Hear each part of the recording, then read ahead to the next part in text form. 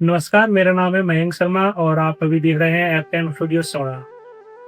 हमने नगर के सभी वरिष्ठ साहित्यकारों के लिए साहित्य की यात्रा आरंभ की थी और इसी साहित्य यात्रा की आज कड़ी में हम आए हैं अपने नगर के वरिष्ठ साहित्यकार और जिले की प्रथम पीएचडी उपाधि से सम्मानित श्री अवध बिहारी पाठक जी।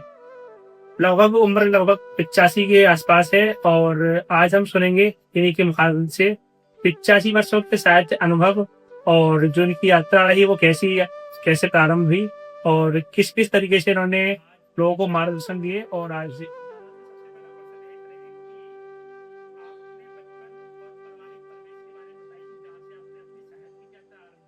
मेरा बचपन तो पहली बात तो ये के साथ से बच्चों में तो होता नहीं जी बिल्कुल भाई।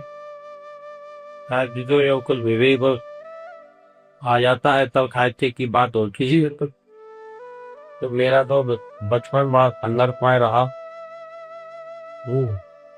लगातार कुदरत के विलेज कुदरत की पनिशमेंट मुझे मिलते रहे। उसी दौरान मेरी माँ की मृत्यु हो गई। फिर मेरी उम्र केवल 8-9 साल की थी। उस समय तो साहित्य मेरे पिताजी जरूर साहित्यकार थे जी और सन 25 से मैं उनके वो साहित्य में लगातार लेखन करते रहे। मोहन सिंह सेंगर अलीगढ़ जैसे एक पत्रिका की व्यक्ति जिसके बनी तो अब मैं वो लगातार वो लेख कहानी कविताएं लिखते रहे। तो मैं मेरे सामने ये तो था कि मेरे पिताजी साहित्यिक हैं। वो साहित्यिक वातावरण बनाए रखते थे। उनके आस पास भी साहित्य के लोग जैसे गंगाराम शर्मा वहीं पहुंचते थे मेरे घर। पुराना मकान भी था।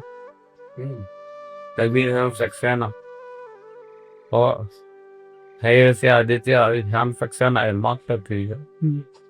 तो ये लोगों के चर्चा होती थी। उसमें मैं बतौर एक दर्शक एक समादगी जो साहित्यकार के लोगों की साहित्य में जीने वाले लोगों की भाषण सुनता था और आनंदित होता रहता था।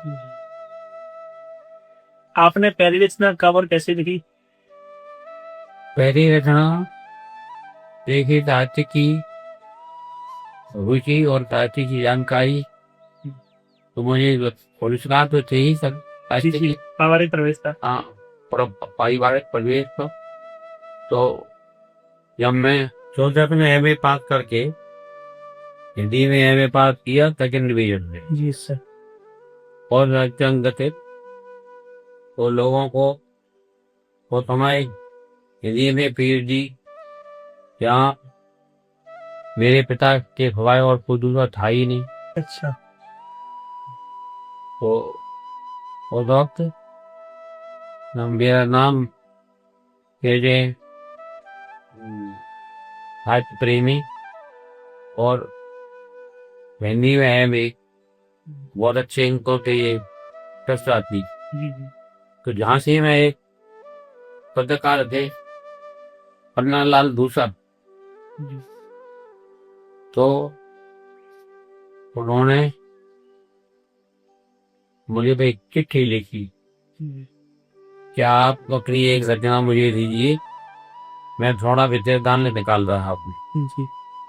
थोड़ा पर विद्यादान का नहीं निकला जो चौकट सी बात है।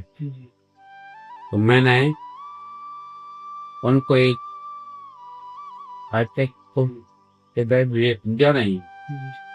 मैंने सोचा कि क्यों ना चौड़ा का इनाम आगे ले आऊं। तो मैंने एक लिखा था अरे चौड़ा नामकरण का मंदी अनुमान। चौड़ा का नाम क्या था? चौड़ा था हैं फिर था प्यो आम था। इन सब नामों के इसका मैं आपको यहाँ नोट करा दूं। चौड़ा का नाम बहुत आदमी बना सेवड़ा भी बहुत बाद में आया। जब पुराना सेवड़ा से यहाँ सुअर के पास कुछ लोग रहने लगे तो कोई लोग बगैर लोग सेवड़ा कहने लगे सेवड़ा बेहुड़ा बेहुड़ा जी ये नाम रख लिया लोग। तो ये नामकरण संबंधी अनुमान मैंने सारे तथ्य दिए और उन्होंने उसको पन्नालाल दुधर जी ने भारतीय पत्रिका को छापा। उसमें पहला मेरा आलेख निकला। अच्छा ये पहला मेरा आलेख है। उस वक्त मेरी उम्र केवल 22-23 साल की थी। ठीक हो गया। तो एक बात और मुझे भूलने की आदत है, दिमाग में कम रहता है। तो सेवड़ा का नाम